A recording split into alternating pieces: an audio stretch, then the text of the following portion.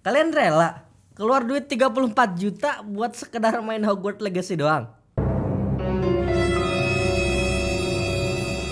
Halo brother, di detik-detik akhir sebelum laptop ber-CPU Raptor Lake masuk resmi ke Indo, Acer tiba-tiba kirimin kita sebuah laptop yang superior banget nih. Pakai CPU Intel Core i9 12900H dengan GPU RTX 3070 Ti dan punya harga di 34 jutaan. Dengan harga yang segitu, apakah laptop ini bakal jadi yang terbaik di kelas flagship? Langsung aja kita bahas and let's check it out.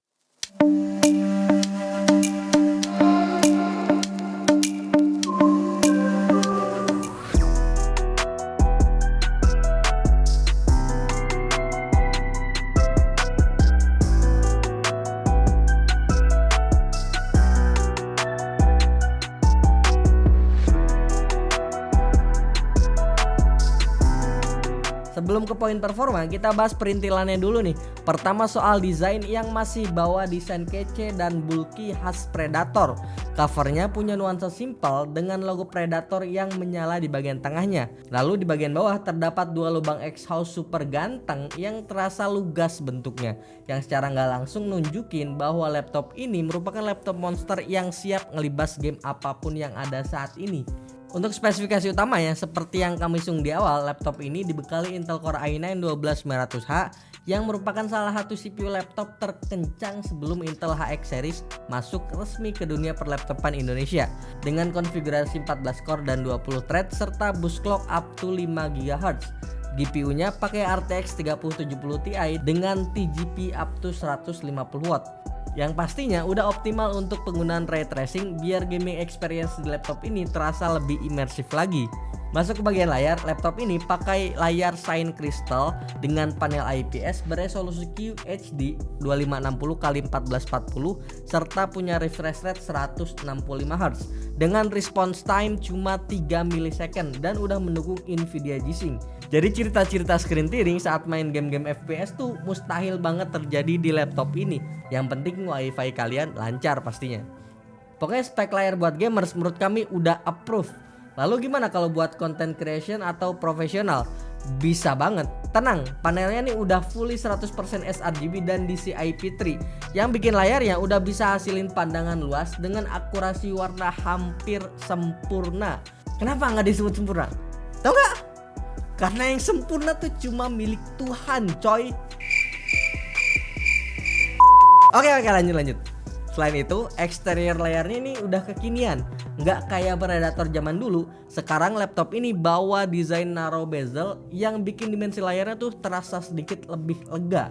Khususnya di bagian kanan dan kirinya karena bezelnya tuh dirancang lebih tipis lagi untuk saat ini. Kita pindah ke bagian bawah yaitu keyboard.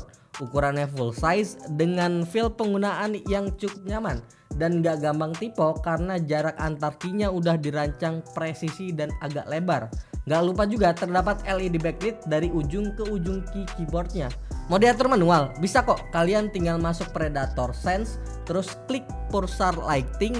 Nah, di situ kalian bisa bebas untuk konfigurasi warnanya sesuai keinginan kalian. Ngomongin Predator Sense, untuk yang belum tahu, software ini merupakan all-in-one software yang dapat digunakan untuk mengubah profil performa mulai dari quiet sampai turbo, fan control, monitoring temperatur, dan banyak hal lain yang bisa kalian konfigurasiin di software ini. Pokoknya membantu banget buat optimasi sistem di laptop ini. Laptop ini pun punya I/O port yang cukup melimpah menurut kami. Terdapat satu HDMI 2.1 yang mendukung external monitor hingga 4K 120Hz. Ada juga mini display port dan USB 3.2 Gen 1 maupun Gen 2. Dan pastinya terdapat Thunderbolt 4 yang telah mendukung DisplayPort dan power delivery. Pokoknya lengkap lah, dari Type C, Type E semuanya ada. Sementara untuk konektivitas jaringan, laptop ini udah dibekali sistem konektivitas kekinian Wi-Fi 6E AX675i yang udah mendukung triple bandwidth sekaligus 2,4 GHz, 5 GHz, dan 6 GHz. Plus laptop ini udah mendukung software killer Intelligence Center yang berfungsi untuk memonitoring dan mengoptimalkan konektivitas WiFi di laptop ini. Jadi experience penggunaannya itu makin nyaman, stabil, dan minim latency. Untuk fitur lain kayak webcam, resolusi perekaman maksimalnya di Full HD 1080p dengan kualitas yang di luar ekspektasi kami meskipun belum jadi yang terbaik ya. Untuk penggunaan harian dengan kondisi cahaya yang cukup, menurut kami lumayan bagus dan masih bisa diandelin. Output warnanya natural dan gak noisy kayak laptop gaming lain. Sementara untuk urusan audio, laptop ini hadir dengan speaker yang juga udah cukup baik dengan sistem audio surround 360. Karakter suaranya detail, balance, serta punya soundstage yang cukup luas. Walaupun di sisi lain, bassnya nih terasa agak kurang deep sih menurut kami. Untuk urusan storage, laptop ini dibekali SSD NVMe 512GB berkecepatan 6900 Mbps. Gak kencengan? Ya harus kenceng.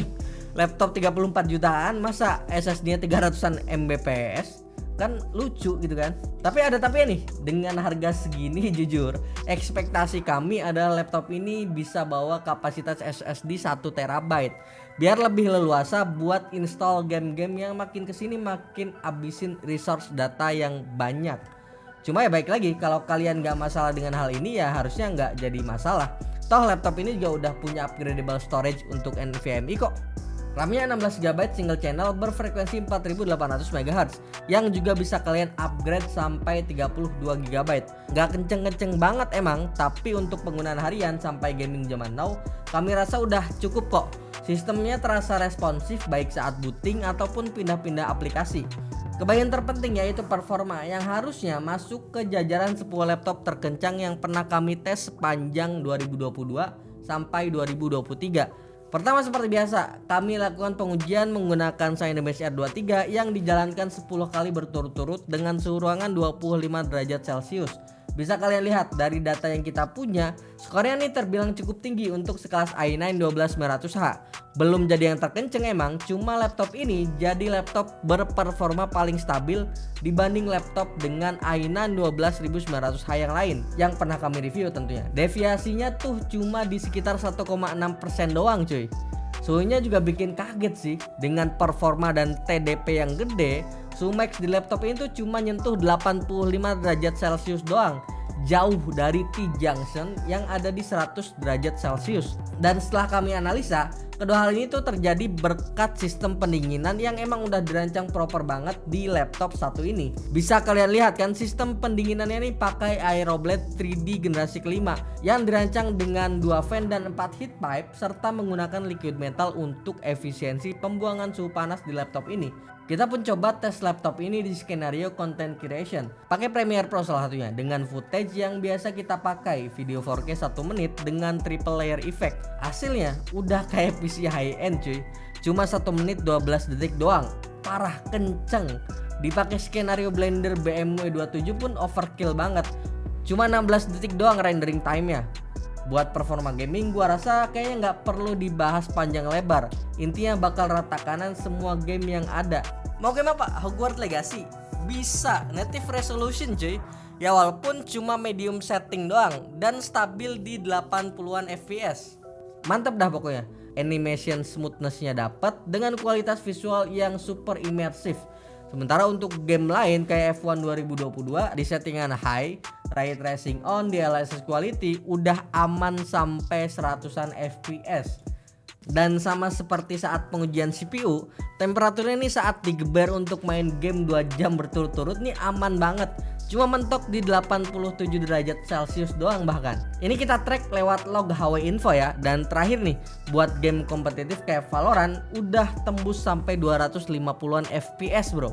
Di laptop loh ya, bukan di PC. Resolusi native lagi di 1440p. Auto jago sih ini, apalagi refresh rate nya udah 165 Hz.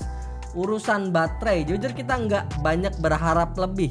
Karena dengan spek kayak gini, otomatis resource powernya pun bakal gede banget. Kapasitasnya cuma 90 Wh yang cuma sanggup bertahan sampai 4 jam 53 menit doang. Ya very little bit lah istilahnya. Intinya nggak ada yang spesial di sini untuk urusan baterainya.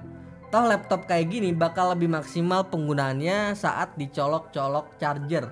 Jadi menurut kami harusnya nggak jadi concern macem-macem sih. Tapi gimana menurut kalian?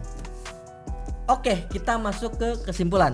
Menurut kami laptop ini tuh bakal cocok untuk orang-orang yang nggak concern ke desain laptop yang bulky kayak gini.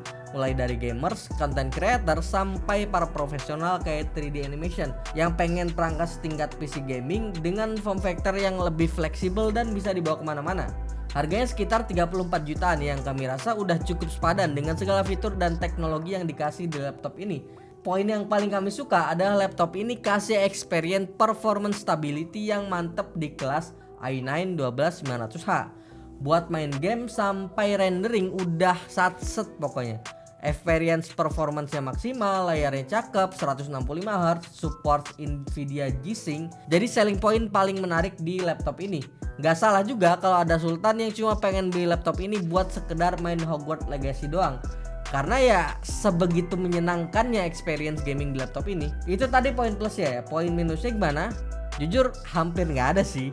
Mungkin lebih tepatnya ke harapan. Gue sih sangat berharap ya yang versi Intel 13 Gen nanti laptop ini tuh bakal kasih storage yang lebih gede, 1 TB lah minimal. Nyesuaiin perkembangan software yang makin kesini makin banyak abisin resource storage. Terakhir, seperti laptop kekinian lain, laptop ini juga udah free Windows 11 Home dan OHS 2021. Jadi setelah kalian beli laptop ini nggak perlu lagi ribet buat install Office ataupun OS macem-macem, tinggal pakai pokoknya. Oke, mungkin sampai sini dulu review Predator Helios 300 kali ini. Gimana menurut kalian? Mungkin ada yang punya pendapat atau kalian pengen request untuk kita review laptop apa? Tulis pendapat kalian di kolom komentar ya. Dan jangan lupa like, share, dan subscribe channel ini sebagai bentuk dukungan dan semangat untuk kami. Kunjungi juga pemchannel.com agar dapat melihat perkembangan teknologi khususnya di bidang IT. Jangan lupa join Discord server dan follow sosial media kami di kolom deskripsi. Sekian dulu, gua Yusril, sampai jumpa di video selanjutnya. Bye bye.